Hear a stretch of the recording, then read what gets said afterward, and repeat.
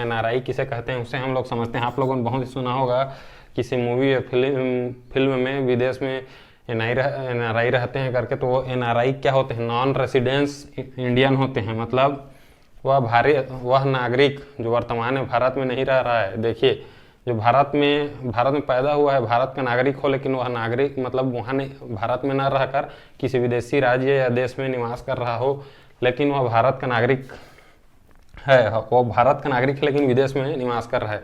वह विदेश में 6 माह से कम निवास कर रहा होगा तो उसको NRI नहीं कहलाया जाएगा। कम से कम 6 माह से अधिक होगा, ज़्यादा के लिए चला गया हो, पढ़ाई या किसी और कुछ कार्य के लिए, व्यापार के लिए गया हो, तो वह NRI कहलाएगा। NRI का फुल फॉर्म होता है नॉन रेसिडेंस इंडियन।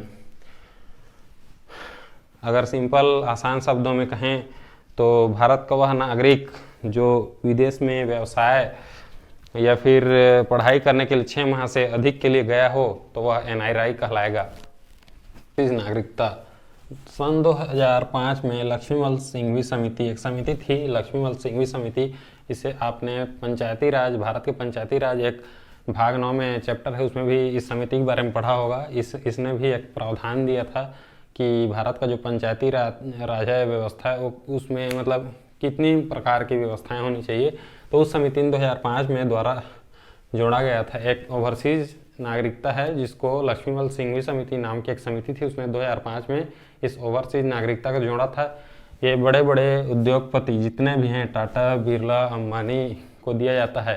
अगर वो जो विदेशी नागरिकता ग्रहण कर लिए हैं, जैसे टाटा, बिरला, अंबानी विदेश जाकर विदेशी नागरिकता ग्रहण कर लेते हैं, तो उन लोगों को ये जो है ओवरसीज नागरिकता दिया जाएगा। इस नागरिकता को प्राप्त करने वाला व्यक्ति बिना वीज़ा के भारत आ सकता है। जैसे मुकेश अंबानी विदेशी नागरिकता ले लिया है और वो भारत आना चाहता है, तो बिना वीज़ा के इस ओवरसीज नागरिकता जो अधिनियम के तहत वह भारत आ सकता है। नोट, अब कुछ इसमें वो भी है अपवाद कि ऐसा तो नहीं है कि आप बड़े आदमी हो गए हो, उद्योगपति, तो बिना वीज़ा के आ जा रहे हो, इसका मतलब। तो कुछ इसमें वो भी है रूल्स एंड रेगुलेशन। तो आइए देखते हैं क्या क्या है रूल्स एंड रेगुलेशंस। देश विरोधी काम करने पर, जैसे आतंकवादी गतिविधि करते हो आप, कहीं पर देश के पूंजी या फिर लोगों को नुकसान पहुंचाते हो, या आप पागल हो गए हो, या दूसरे राष्ट्र के प्रभाव में, जैसे पाकिस्तान के प्रभाव में आकर यहाँ आप हथियार सप्लाई कर रहे हो यहाँ के लोगों को चोट पहुंचाने के लिए, देश को नुकसान पहुंचाने के लिए, तो गृह मंत्रालय, संसद में गृह मंत्रालय होता है उसके, और नागरिकता संसद में गृह मंत्रालय के अधीन होता है। पहले भी हम लोग इसको पढ़ चुके हैं। तो नागरिकता गृह मंत्रालय के द्वारा उस जो भी बड़े उद्योगपति हैं जो विदेशी नागरिकता ग्रहण कर चुके हैं उन लोगों का ये समाप्त कर दिया जा सकता है, या कर सकती है संसद में कौन? गृह मंत्रालय। ठीक है। अब हम लोग वीज़ा बहुत नाम सुनते रहते हैं, तो देखते हैं ये वीज़ा क्या चीज़ है और ये इतना आवश्यक क्यों है विदेश मतलब भ्रमण करने के लिए। तो वीज़ा किसी दूसरे देश में जाने के लिए, अगर हम लोग किसी दूसरे देश जा रहे हैं तो अनुमति या परमिशन की आवश्यकता होती है। तो उस अनुमति को ही क्या कहते हैं? वीज़ा कहते हैं। अनुमति को एक हिसाब से आप दूसरा परमिशन का नाम भी दे सकते हो, तो उसमें कोई दो राय नहीं होगा। बिना वीज़ा के किसी दूसरे देश में प्रवेश नहीं कर सकते हैं। है पासपोर्ट भी वीज़ा के जितना ही ज़रूरी है। ये एक दूसरे के पूरक हैं। अगर आपके पास वीज़ा है लेकिन पासपोर्ट नहीं है तो भी आप ट्रैवल नहीं कर सकते, और पासपोर्ट है अगर वीज़ा नहीं तो भी आप ट्रैवल नहीं कर सकते। मतलब एक दूसरे के मतलब बिना अधूरे हैं मतलब पूरे नहीं हैं एक दूसरे के बिना। ये दोनों पासपोर्ट अपने देश को छोड़कर दूसरे देश में, मतलब भारत को छोड़कर अगर हम लोग किसी दूसरे देश में जाने के लिए खुद अपने देश से अनुमति लेनी पड़ती है। मतलब अपने देश को हम लोग छोड़ के अगर किसी दूसरे देश, पाकिस्तान या चीन, इंग्लैंड या उत्तर कोरिया जाते हैं तो उसके लिए हम लोग खुद ही वो लेते हैं सरकार से, गवर्नमेंट से परमिशन। तो किसके जरिए परमिशन लेते हैं? तो वो है उसको हम लोग पासपोर्ट के जरिए परमिशन लेते हैं। उसी को हम लोग क्या कहते हैं? पासपोर्ट। ये CAA क्या होता है देखते हैं। तो CAA यह भारत की संसद द्वारा पारित एक अधिनियम है। भारत की संसद द्वारा यह पारित एक अधिनियम है जिसके द्वारा सन 1950 का नागरिकता कानून, 1955 में एक नागरिकता कानून लाया गया था। कानून को संशोधित करके उसको संशोधित किया गया था। यह व्यवस्था की गई कि 31 दिसंबर 2014 महत्वपूर्ण डेट है। 31 दिसंबर 2014 के पहले 31 दिसंबर 2014 के पहले पाकिस्तान, अफगानिस्तान और बांग्लादेश 31 दिसंबर 2014 के पहले पाकिस्तान, अफगानिस्तान, बांग्लादेश जो कि पहले भारत के ही भाग हुआ करते थे और यहाँ हिंदी भाषा ही बोली जाती है। धार्मिक प्रताड़ना वाले अल्पसंख्यक, अब धार्मिक प्रताड़ना वाले अल्पसंख्यक कौन कौन से धर्म के लोगों को वहाँ अल्पसंख्यक कहा जाता है? तो हिंदू, बौद्ध, सिख, जैन, पारसी एवं ईसाई को धार्मिक प्रताड़ना वाले अल्पसंख्यक कहा जाता है। भारत की नागरिकता प्रदान की जाएगी 2014 से 3 देशों को ना पाकिस्तान, अफगानिस्तान और बांग्लादेश को धार्मिक प्रताड़ना वाले 2014 के पहले। इस विधेयक में जो 1955 का अधिनियम या विधेयक आया गया था 2019 में CAA लाया गया, उसमें संशोधन किया गया 1955 वाले विधेयक में। इस विधेयक में भारतीय नागरिकता को प्राप्त करने के लिए आवश्यक, जो पहले 11 वर्ष कंपलसरी हुआ करता था कि अब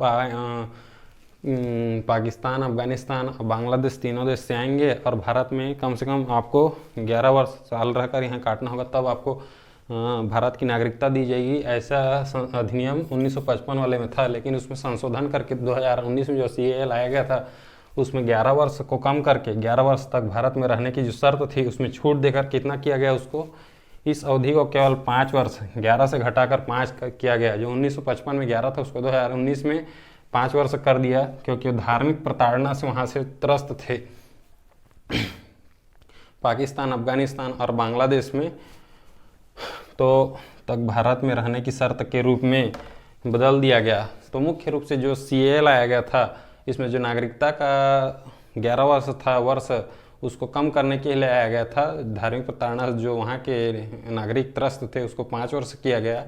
पाकिस्तान, अफगानिस्तान और बांग्लादेश एकदम सिंपल है, ज़्यादा इसमें कोई बहुत बड़ी वाली बात नहीं है, खाली CAA यही चीज़ है।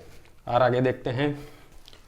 20 दिसंबर 2019 को पाकिस्तान से 7 शरणार्थियों को भारत की नागरिकता देकर इस अधिनियम को लागू कर दिया गया।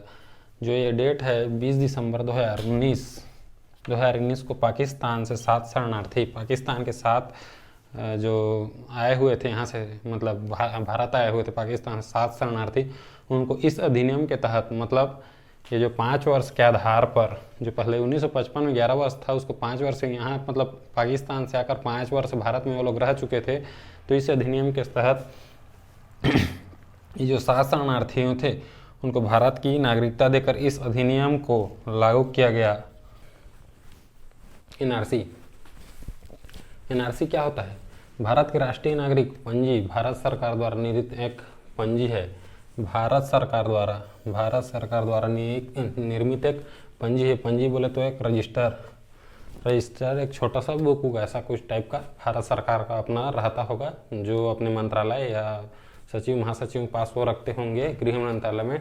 ठीक है, आगे देखते हैं। जिसके उन भारतीय नागरिकों के नाम हैं, किन भारतीय लोगों के नाम हैं? उन भारतीय लोगों के नाम हैं जो असम के वास्तविक असम राज्य के निवासी हैं। उन भारतीयों के नाम केवल उस NRC रजिस्टर में हैं। यह पंजी विशेष रूप से असम के लिए ही, ये जो NRC है केवल असम राज्य के लिए बनाया गया है। जब पाकिस्तान और बांग्लादेश में लड़ाई चल रहा था, पाकिस्तान और बांग्लादेश के मध्य लड़ाई चल रहा था, कौन से सन में, आगे हम लोग देखेंगे, पता चलेगा। तो बहुत से लोग वहाँ से भागकर भारत चल आए, मतलब बांग्लादेश से। जब भारत और पाकिस्तान और बांग्लादेश में लड़ाई चल रहा था तब जो बांग्लादेश के नागरिक थे वो सब लोग मतलब भागकर कहाँ गए? भारत चले आए। ये सभी लोग धार्मिक प्रताड़ित ही नहीं, केवल धर्म से प्रताड़ित नहीं थे, बल्कि अपने ही देश के निवासी एवं लोगों द्वारा, मतलब एक दूसरे को जो लड़ मर के मरते नहीं रहते हैं, 50-50 टाइप से हो गया था, प्रताड़ित थे, इसलिए वो लोग भागकर भी आए थे। इस पर सुप्रीम कोर्ट, जो भारत का सुप्रीम कोर्ट था, उसने 2013 में कहा था कि आप NRC लाइए। और जो व्यक्ति, किसको कहा होगा, ये अभी तो एक जानने या समझने वाली बात होगी। तो असम के लिए बनाया गया है तो असम को ही कहा गया होगा। तो 2013 में कहा था कि आप NRC लाइए। वह आप NRC लाइए जो व्यक्ति 1971 से पहले भारत आए हैं। जो व्यक्ति 1971 से पहले भारत आए रहेंगे उन्हें NRC के तहत नागरिकता दे दी जाएगी। जैसे 1971 के बाद भी लोग आ रहे हैं तो उन्हें NRC के तहत नागरिकता नहीं दी जाएगी। 1971 के पहले अगर भारत चले आ रहे हैं बांग्लादेश से भागकर तो उन्हें एनआरसी के तहत नागरिकता दे दी जाएगी। 2013 में सॉरी थोड़ा सा तबीयत खराब है, 2015 में एनआरसी का रजिस्टर बनने लगा। तो 2013 में लाया गया था और उसके ठीक 2 साल बाद मतलब 2015 में एनआरसी का रजिस्टर मतलब बनने लगा सुप्रीम कोर्ट के अगुवाई में या कहने के कारण। तो इस प्रकार से एनआरसी के तहत किन लोगों को नागरिकता दिया जाता है, जो बांग्लादेश से भाग कर आए हैं पाकिस्तान और भारत के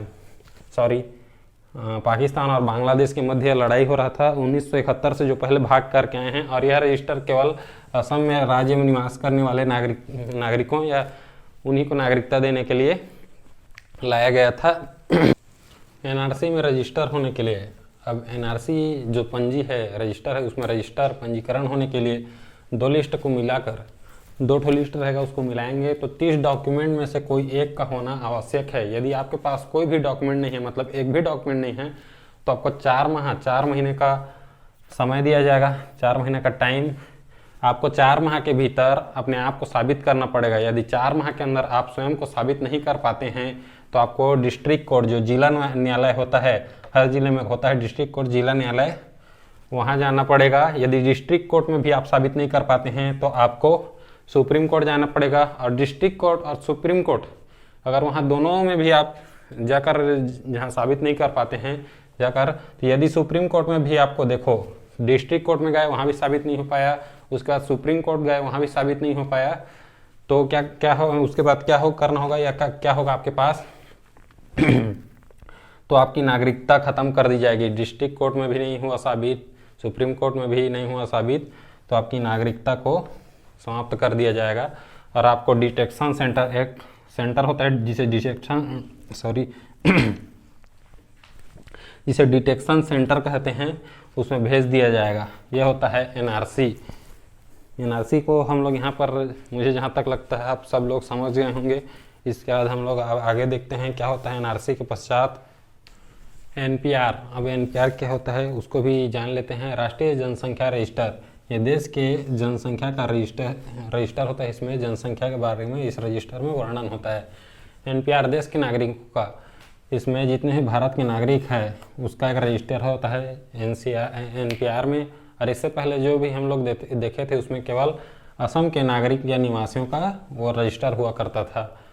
और एनपीआर पूरे देश के, भारतवर्ष के जितने भी नागरिक हैं, देश के नागरिक, उनका एक रजिस्टर है। इन दोनों में इतना ही अंतर है, इसी चीज़ का इन दोनों में फ़र्क है। इसे नागरिकता अधिनियम 1955 और नागरिकता अधिनियम 2003 के प्रावधानों के आधार पर स्थानीय मतलब गांव ग्राम पंचायत के स्तर पर और तहसील और राज्य और राष्ट्रीय स्तर पर इसके क्राइटेरिया भी हैं। इसको निम्न खंड में विभाजित कर दिया गया है स्तरों में। एक हो गया आपका स्थानीय स्तर हो गया, दूसरा ग्राम पंचायत, तीसरा तहसील, राज्य और राष्ट्रीय स्तर पर। सभी स्तरों में, अलग अलग स्तरों पर इसका गणना किया जाता है ताकि ये सुविधाजनक हो। कोई मतलब ज़्यादा कठोर कार्य नहीं होना चाहिए, इसलिए इसको अलग अलग खंडों में बांट दिया गया है। आसान तरीके से, जल्दी, समय की बचत के साथ तथा कम खर्च में भी हो जाए, इसलिए इसको अलग अलग खंडों में विभाजित कर दिया गया है। तो आगे देखते हैं, आइए। स्तर पर तैयार किया गया है। आपके परिवार कितना है, इसमें क्वेश्चन रहता है कि आप लोग कितने परिवार के हो और परिवार में कौन व्यक्ति कहाँ रहते हैं। जैसे परिवार में तो रहने को 5 सदस्य हैं, लेकिन 5 में से 4 सदस्य रह रहे हैं किसी ग्राम में, हो गया मान के चलिए तारापुर में 1 सदस्य रह रहा है ठाकुरपाली में। तो इस प्रकार से ये भी एक क्वेश्चन रहता है कि कितने परिवार के हो आप लोग। 1 परिवार, 2 परिवार है, 3 परिवार है। और अगर जितने ही परिवार है तो उसमें भी उस परिवार में कितने व्यक्ति हैं और वो लोग कहाँ कहाँ रहते हैं। इस प्रकार से ये जो गणना है इस आधार पर एनपीआर बनेगा।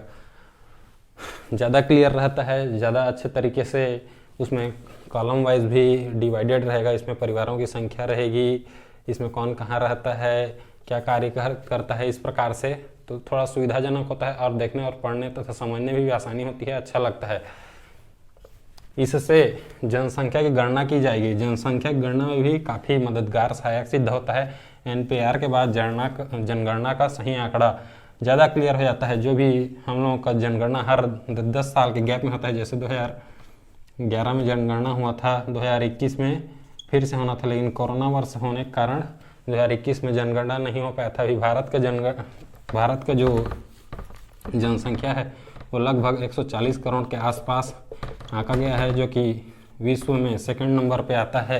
हमारा भारत देश प्रथम स्थान पर, चीन है जो कि दुनिया का सबसे जनसंख्या के आधार पर बड़ा देश है। इस प्रकार से हम लोग काफ़ी दयनीय स्थिति है जनसंख्या के मामले में, क्योंकि संसाधन लिमिटेड है और जनसंख्या प्रतिवर्ष बढ़ते जा रही है। तो उसको रोकने के लिए सरकार तथा सभी लोगों को सरकार का हेल्प मदद करना चाहिए और जनसंख्या कम करने में हमें सहभागिता निभानी चाहिए। धन्यवाद।